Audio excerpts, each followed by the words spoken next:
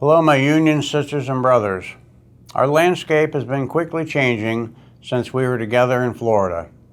As I reflect on our national convention and the rally we held in downtown Orlando, I'm filled with gratitude and pride for the solidarity and strength of our union. Despite the thunderstorms that threatened to dampen our efforts, the skies cleared, and roughly 500 rural carriers and our allies joined together in the heart of Florida. We sent a clear message. The United States Postal Service must remain public, protected, and independent. We were honored to have Representatives Darren Soto and Maxwell Frost stand with us in solidarity.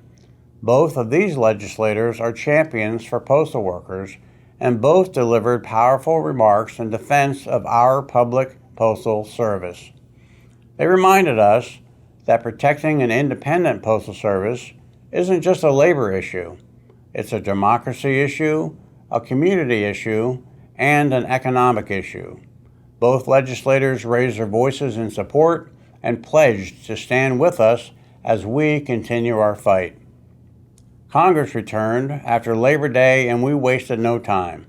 We've laid out an aggressive plan to meet with key representatives and senators on both sides of the aisle to strengthen bipartisan support for rural delivery, postal jobs, and universal service. In the upcoming months, I ask you to continue what we have started together, true activism. Your actions have had a huge impact, and we must remain vigilant and engaged. We must keep the pressure on our legislators to not only support the Postal Service, but to fight for issues impacting rural carriers. Most importantly, to protect and ensure our safety. Currently, the biggest issue on Capitol Hill is the ongoing budget stalemate, resulting in the second longest government shutdown in recent history with no clear end in sight. The Senate has failed to pass multiple bills to reopen the government, and the House is not expected to reconvene until well after its scheduled 20-day recess. While the Postal Service and our paychecks remain unaffected due to the Postal Service being independently funded from postage, products, and services, millions of other federal employees have not been so fortunate. Some have already received partial paychecks, some have been threatened with firings or furloughs. Even some of our service members are facing the real prospect of going unpaid despite recent efforts to pay all active duty service members.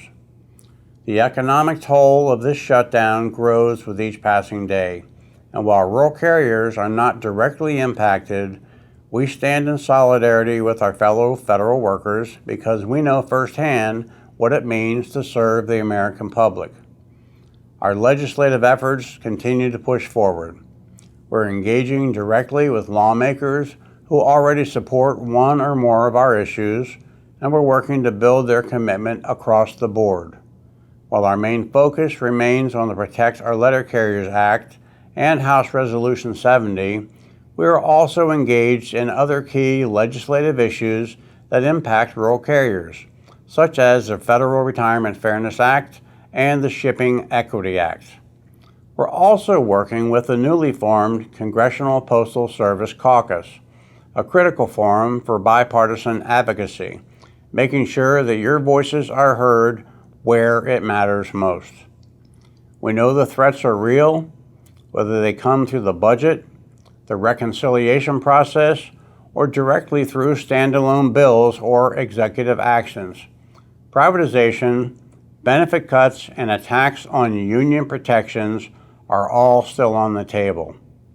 What certain special interest groups and certain lawmakers may have forgotten, rural carriers have never backed down from a challenge, and we are not about to start now.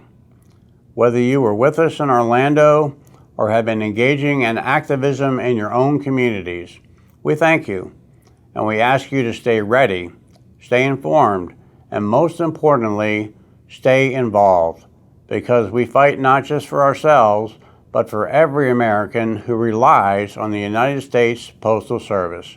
In solidarity.